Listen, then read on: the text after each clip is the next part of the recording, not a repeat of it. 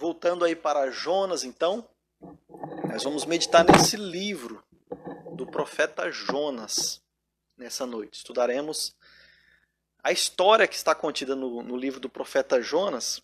E a gente, quando lê Jonas, a gente percebe que não é um livro profético. Não tem um registro de uma profecia aqui. É reconhecido por esse nome porque o personagem onde a história acontece é Jonas. E ele é um profeta de Israel. Como, por exemplo, você pode ver o registro lá em 2 Reis, no capítulo 14. Profeta conhecido de Israel, que já havia profetizado bênçãos de Deus sobre a nação. Deus já o havia utilizado dessa forma. E provavelmente outras que não ficou registrado no cânon bíblico. Mas é um profeta. E por isso recebe esse nome, apesar do livro em si ser um livro histórico. Conta uma história e nos traz o ensino. Por isso também a dificuldade que nós temos de entender o que é a mensagem que Deus traz para nós nesse livro. Estão perguntando ali para mim se é o capítulo 1. Nós vamos estudar todo o livro hoje. Vou contar partes dele para a gente conseguir entender. Tá? Pode deixar aberto aí no capítulo 1, que depois nós vamos ler alguns versos. Então qual é o nosso desafio hoje? Entender qual é a mensagem do livro do profeta Jonas para nós hoje. O que Deus fala através desse livro. Beleza? Claramente a gente vê que o livro, a estrutura desse livro está dividindo ele em duas partes. São dois pedaços de livro, porque são duas missões, dois chamados que Deus faz ao profeta. As duas partes começam da mesma forma, como por exemplo, a primeira parte, que é os 2 primeiros capítulos. No capítulo 1, verso 1, está escrito da seguinte forma: Veio a palavra do Senhor a Jonas, filho de Amitai, dizendo: Dispõe-te, vai à grande cidade de Nínive e clama contra ela, porque a sua malícia subiu até mim. Então esse capítulo 1 e o 2 são a primeira parte desse livro, onde Deus traz a palavra dele por meio de Jonas a primeira vez. Mas nesse caso aqui, diz verso 3 que Jonas se dispôs, mas para fugir da presença do Senhor para Tarsis.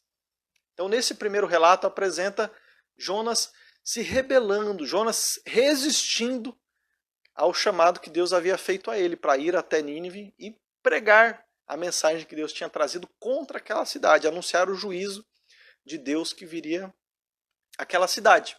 Então ele foge para Tarsis, como o texto que nós lemos. Deus manda aquela tempestade naquele navio e acontece toda aquela história, onde ficam sabendo que é por causa dele. Ele reconhece isso, diz que só vai resolver quando jogarem ele no mar, mas mesmo assim eles tentam manter o barco e quando eles percebem que não vai ter como, oram ao Senhor, clamam a misericórdia dele e lançam Jonas ao mar. Tendo acalmado a tempestade, eles adoram a Deus, fazem sacrifícios a Deus. E Deus então providencia um grande peixe para tragar Jonas, para engoli-lo. Um peixão tipo esse daqui, ó. Que a minha sobrinha desenhou para mim esses dias atrás. Um peixão enorme, não sei te explicar isso cientificamente, mas imagino que tenha sido um peixe bem grandão mesmo, para conseguir engoli-lo sem mastigar e sem que ele morresse ali naquela situação, e ainda mais pudesse passar por 3 dias dentro da barriga do peixe e permanecer vivo. Então eu imagino que era um peixão bem grande. Então no capítulo 2, você vê Jonas dentro da barriga desse peixe, se arrependendo daquilo que ele fez. Então ele ora ao Senhor na forma de um salmo. A sua oração é um salmo onde ele reconhece o seu erro, busca a misericórdia de Deus, reconhece que Deus tem misericórdia dele, o agradece e faz um compromisso de obedecê-lo, assim que Deus o livrar daquela situação. Então Deus manda o peixe ir e deixá-lo novamente na praia de Israel, para que depois ele pudesse ir para Nínive, que ficava do outro lado, por terra inclusive, na capital da Síria. Ele havia fugido para o Oriente, o Ocidente extremo, mais ou menos onde é a Espanha hoje, provavelmente, a cidade de Tarsis. Então, no meio do caminho, o peixe traz ele de volta e solta ele novamente em Israel. Então, essa é a primeira parte do livro, onde Deus o chama e o envia para essa missão e ele resiste, ele desobedece a Deus. Deus então traz um castigo sobre ele, mas quando ele se arrepende, Deus se compadece da situação dele e reinicia a história tudo de novo. E daí é onde a gente chega na segunda parte, que compõe os capítulos 3 e 4, que inicia da mesma forma. Olha como diz o verso 1 do capítulo 3 de Jonas. Capítulo 3, verso 1. Veio a palavra do Senhor segunda vez a Jonas, dizendo: Dispõe-te, vai à grande cidade de Nínive e proclama contra ela a mensagem que eu te digo. Então, como essa é a fala que inicia as duas partes, por isso eu a coloquei como tema da nossa mensagem hoje. Elas têm uma diferença entre uma e outra, então eu escolhi a segunda, que eu achei mais adequada. Por isso nosso tema hoje é: Dispõe-te, vai à grande cidade de Nínive e proclama contra ela a mensagem que eu te digo. Nessa ocasião, de forma diferente, olha o que diz a sequência, verso 3. Levantou-se, pois, Jonas e foi a Nínive. Na primeira vez ele tinha fugido. Segundo a palavra do Senhor. Ora, Nínive era cidade muito importante diante de Deus e de 3 dias para percorrê-la. Então Jonas vai a Nínive, capital da Assíria. E aqui a gente começa a perceber um pouco o porquê dele ter toda essa ira, toda essa falta de vontade de pregar em Nínive. Porque eles eram um povo perverso, era um povo violento. Já tinham conquistado partes de Israel por meio de guerras e eles eram muito violentos. Eles humilhavam as pessoas, eles causavam males terríveis, atacavam, matavam das formas mais brutais crianças, mulheres, grávidas. Não havia qualquer piedade na postura deles, era um povo que vivia totalmente em trevas. Por isso Jonas tinha mais ira em relação a eles do que se compadeceu quando Deus mandou ele ir pregar lá. Era uma cidade grande, como diz esse texto. No final do livro apresenta que tinha mais de 120 mil pessoas nessa metrópole daquela época. A capital da Síria, um grande reino daquela época. Então Jonas vai. Era uma cidade mais ou menos entre 12 a 15 quilômetros ele levaria para percorrê-la toda. Levaria 3 dias, como diz o texto. Mas nem foi preciso. Olha o que diz o verso 4. Começou Jonas a percorrer a cidade caminho de um dia. 1/3 desse trecho todo. E pregava e dizia: ainda 40 dias e Nínive será subvertida. Foi ali e anunciou: vai vir o julgamento de Deus, o juízo de Deus sobre vocês. Deus condenará vocês.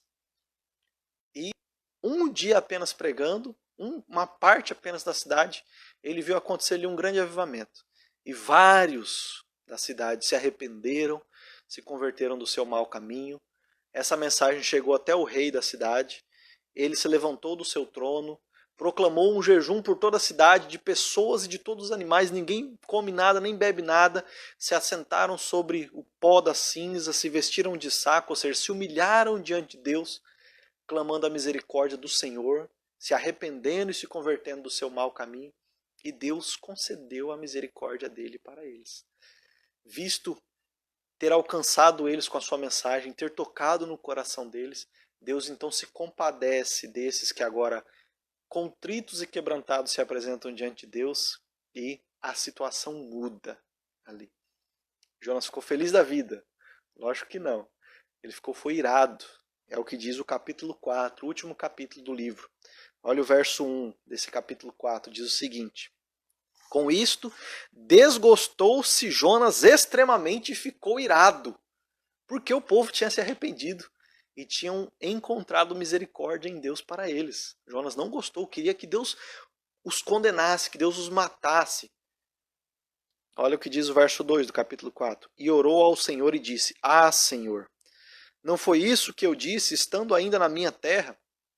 Por isso me adiantei fugindo para Tarsis, pois sabia que és Deus clemente e misericordioso, e tardio em irar-se, e grande em benignidade, e que se arrependes do mal.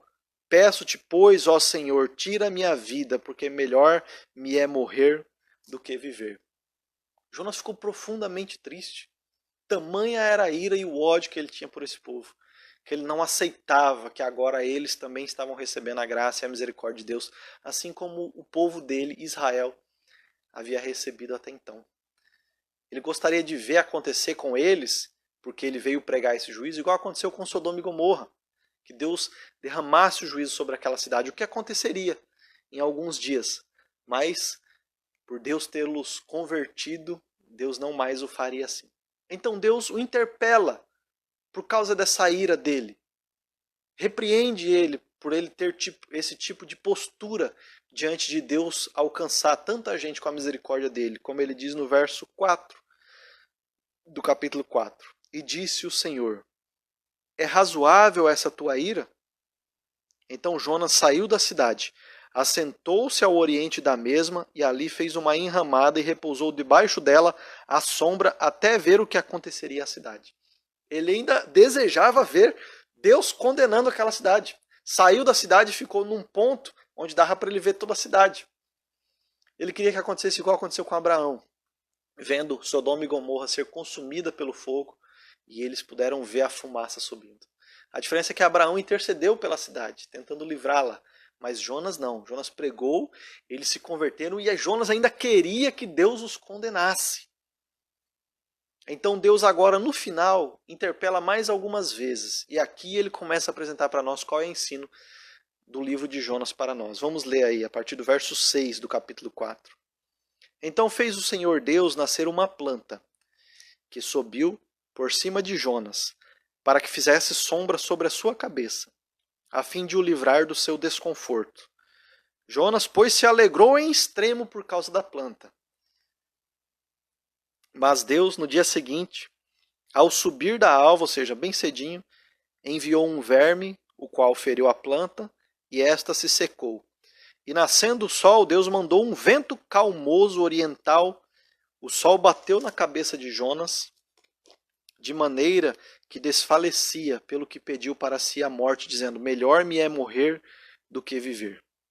Então perguntou Deus a Jonas. Olha a pergunta que ele faz ao profeta agora, mais uma vez. Similar à primeira. É razoável a ira que ele tinha em relação ao povo? Agora ele vai perguntar: é razoável você ficar irado assim por causa dessa planta? Verso 9. Então perguntou Deus a Jonas: é razoável essa tua ira por causa da planta? Ele respondeu: é razoável a minha ira até a morte. Tornou o Senhor: tens compaixão da planta que te não custou trabalho, a qual não fizeste crescer, que numa noite nasceu e numa noite pereceu, e não hei de eu ter compaixão da grande cidade de Nínive, em que há mais de 120 mil pessoas que não sabem discernir entre a mão direita e a mão esquerda, e também muitos animais? Então aqui Deus, com essa pergunta e com isso que ele está ensinando, que ele está conversando agora aqui com Jonas, ele apresenta para nós qual é o ensino desse livro. A história principal desse livro. Esse livro não conta a história de Jonas apenas, um episódio da sua vida. Conta a história da misericórdia de Deus. O tamanho que é a compaixão de Deus. É isso o assunto desse livro. É isso que está sendo contado nesse livro. Deus está apresentando a Jonas, a Nínive e a todo o povo de Israel que ele é um Deus misericordioso. Que a sua misericórdia não se restringe apenas a Israel. Deus está corrigindo a nação que ele mesmo criou.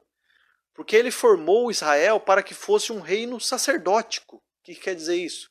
Um reino que eles vivessem para que a misericórdia de Deus se tornasse conhecida de todo mundo. Para que a forma deles viverem e servirem ao Senhor, eles proclamassem em todo mundo, eles apresentassem, demonstrassem a todo mundo que o Deus de Israel é o Deus verdadeiro e é um Deus misericordioso. Então ele traz esse livro para corrigir essa nação que agora perdeu isso, que é a essência do porquê Deus a criou. Que é para que por meio dela, uma nação a princípio insignificante, mas que Deus quis se manifestar a ela, para que por meio dela todo mundo viesse a conhecer esse Deus misericordioso. Então Deus traz Jonas, que tem esse estereótipo do israelense que odeia as outras nações, para demonstrar: eu sou um Deus de misericórdia. Ele está apresentando a misericórdia dele por todo esse livro. Na primeira parte, ele demonstrou a sua misericórdia aos marinheiros que não temiam a ele, mas ali ele veio ali e se mostrou a eles. E a história concluiu com eles temendo ao Senhor, apresentando a Deus sacrifícios, reconheceram, apesar de ser por meio da desobediência do seu profeta. No capítulo 2 ainda, Deus demonstra o tamanho da sua misericórdia ao próprio profeta Jonas, perdoando ele, mesmo que ele foi desobediente de forma tão afrontosa ao Senhor como ele foi, resistindo ao envio que Deus tinha feito, fugindo da presença do Senhor, Deus então demonstra sua misericórdia. No capítulo 3, ele está demonstrando o tamanho da sua misericórdia com a Nínive, alcançando eles por meio da tua palavra e se compadecendo deles que agora se humilham na sua presença. Então Deus está ensinando por meio desse livro aqui o tamanho da sua misericórdia. Mas não só isso. Ele está apresentando o tamanho da misericórdia dele em contraste com o tamanho, ou melhor, com a falta de misericórdia que Jonas teve. Que é a representação da falta de misericórdia que Israel inteiro, o povo de Deus inteiro, não tinha. Na primeira parte, ele compara a misericórdia de Jonas com a misericórdia daqueles marinheiros, mostrando que até aquele povo que não temia a Deus, não o conhecia, teve mais misericórdia do que o próprio Jonas. Você vê que eles, mesmo sabendo de que Jonas era o causador, de que a solução seria lançá-lo no mar, eles primeiro se desfizeram dos próprios mantimentos, depois ainda assim tentaram com toda a força que tinha alcançar em terra para não precisarem matá-lo. Tiveram misericórdia daquele homem, mesmo tudo que estava sendo causado por causa dele. Enquanto isso, Jonas não teve misericórdia alguma daquele povo. Ele apenas falou, ó, vai resolver quando vocês me lançarem no mar. Mas ficou ali. Não ligou de que todo o barco e a tripulação daquele barco viesse a perecer por causa dele. Ele não se compadeceu dessa situação. Mas os marinheiros tiveram a misericórdia. Então, na primeira parte, ele compara a misericórdia dos marinheiros com de Jonas, para mostrar como que a misericórdia dele é menor até do que de pessoas que não temem a Deus. E na segunda parte, ele vem mostrar como que a misericórdia de Deus, ela é muito maior do que a misericórdia de Jonas. Por isso ele faz comparação entre as duas. E daí na conversa deles, eles mostram, Jonas, você tem misericórdia de uma planta, de um dia, que nem foi você que fez, e não consegue ter misericórdia de pessoas que vivem em trevas como eles vivem. Por isso ele diz, não sabem discernir da mão direita e da esquerda, é para mostrar o quão perdido eles são, o quão em trevas eles vivem, o quão afastados de qualquer moral eles estão. E Deus fala assim, eu tenho misericórdia desse povo porque está perdido e eu quero alcançá-lo. E você consegue ter misericórdia de uma planta a ponto de se alegrar ao extremo e querer a morte porque eu deixei essa planta perecer, e não liga se eu deixasse perecer mais de 120 mil pessoas? Não é razoável. Se ele respondesse ali, né? Não é razoável essa postura do profeta Jonas. Então ele está fazendo uma comparação de como que a misericórdia de Deus é muito maior. Israel perdeu essa noção e ele começou a achar que Deus era propriedade deles. Que as demais nações não tinham direito de serem alcançados pela misericórdia do Senhor. Pelo contrário, eles deveriam ser condenados. E só eles deveriam ser tratados de forma privilegiosa em relação a Deus. Mas Deus mostra que não. Deus não é o Deus limitado a Israel. Israel é de Deus, mas Deus é o Deus de todo o universo, de todo o mundo, de todas as nações. E ele tem misericórdia de quem ele quiser ter misericórdia. Uma outra questão que aparenta bem claro nesse livro, apesar de não ser o assunto principal, mas providencia também que entendamos o assunto principal, é a soberania de Deus. O livro apresenta Deus como tendo domínio sobre todas as coisas. Tudo obedece a Deus, na forma como foi registrado esse livro, porque é assim, Deus é soberano mesmo. Na primeira parte, a tempestade obedece a Deus, o mar, trazendo tempestade e depois cessando quando jogam Jonas. Os marinheiros obedecem a Deus e temem a ele.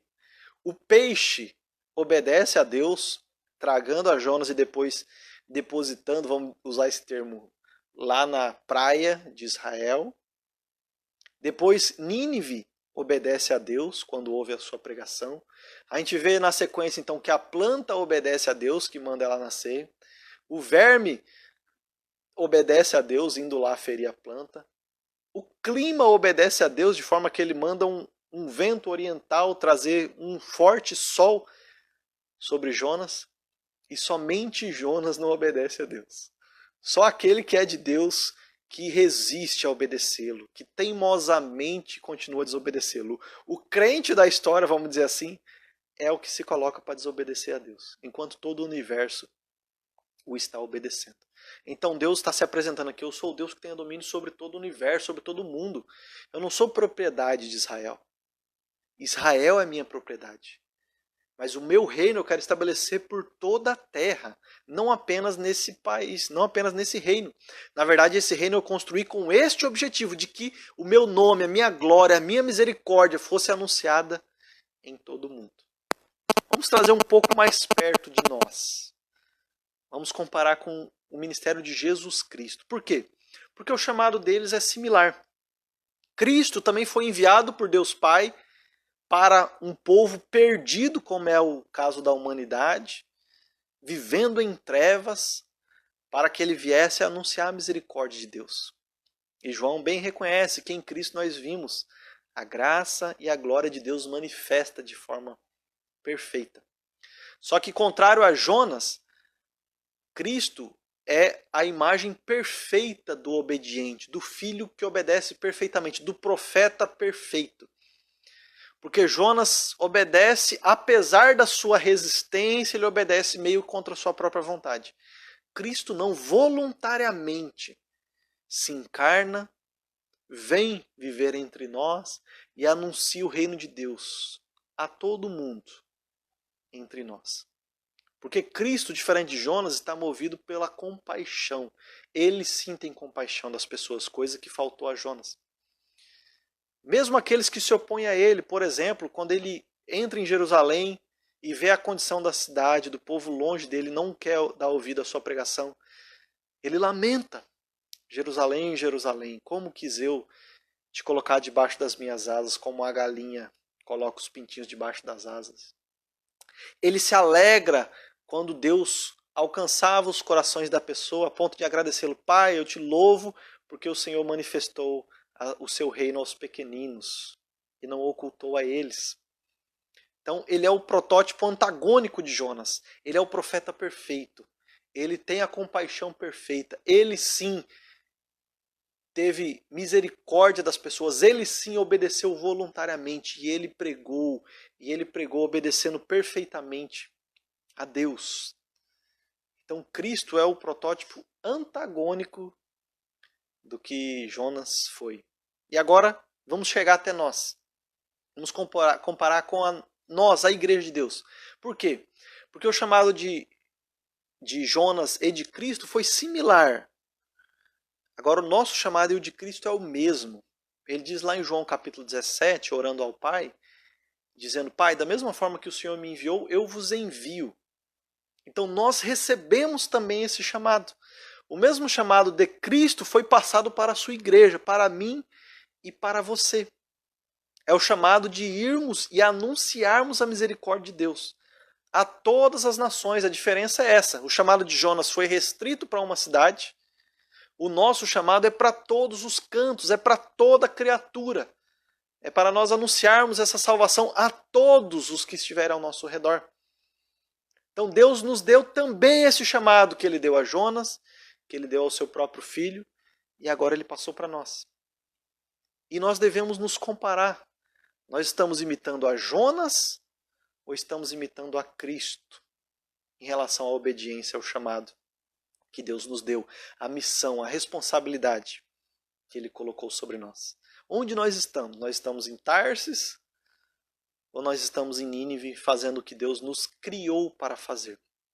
Porque a igreja, que é o verdadeiro Israel de Deus, o apóstolo Pedro, na sua epístola, ele reconhece que nós é que somos o reino de sacerdote, uma nação santa que Deus criou para que anunciássemos as virtudes de Deus por todo o mundo.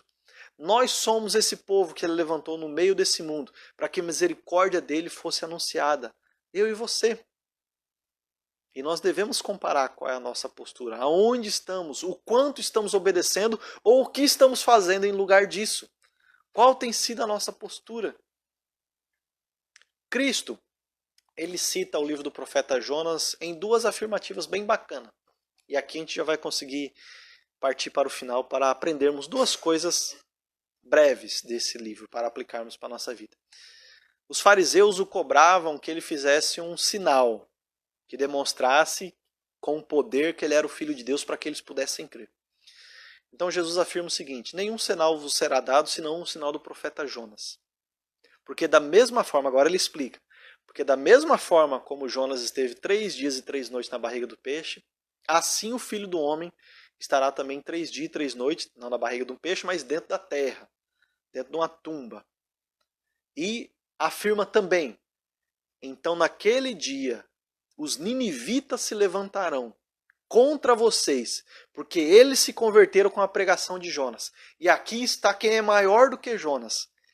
E mesmo eles sabendo de que Cristo era maior que Jonas, mesmo eles vendo que ele ressuscitou, mesmo eles ouvindo a pregação do próprio Cristo e vendo os milagres que ele fazia, não se arrependeram dos seus pecados. Por isso ele diz: os ninivitas se levantarão no dia do juízo e testemunharão contra vocês, porque eles creram e vocês, apesar de um testemunho muito maior, de terem visto uma pessoa, um profeta muito maior, o próprio Cristo, não se converteram.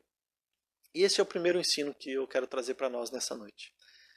Você tem ouvido que Cristo é o nosso Salvador? Você já se entregou a Ele? Já foi convertido por Deus? Já se arrependeu dos seus pecados? Já se colocou diante de Deus clamando a misericórdia dele para a sua vida? Que Deus ministre isso no nosso coração. Porque na verdade, esse livro está nos ensinando isso, de que é necessário nos convertermos, é necessário nos arrependermos, é necessário que caiamos em si e reconheçamos os nossos pecados. Nós dependemos que Deus tenha misericórdia de nós, porque nós somos falhos, porque nós erramos, porque nós estamos afastados do Senhor, porque nós temos os nossos pecados.